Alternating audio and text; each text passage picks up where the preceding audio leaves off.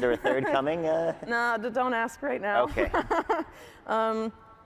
But I think it's becoming very infrequent, the amount of like big established platforms that will actually allow people to speak their minds. I think that's very troubling, and there's obviously a huge need for that. I mean, what I did, you know, a lot of that stuff I've never really focused on, including like the financial side of it. You know, the way I approach it maybe is different from some people.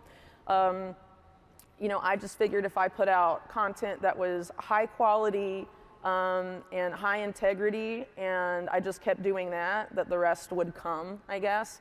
And before, you know, I depended on some other platforms, I guess, for financing my work, like Patreon. That didn't work out during COVID, so I decided, and what I've done since is I think a model maybe other people should follow. Like, the less middleman you have, middlemen that are involved, you know, the more you can speak your mind, because when you have a bunch of other people in between you and your supporters, they can cut that off, right? Like what happened to me has happened to a lot of other people.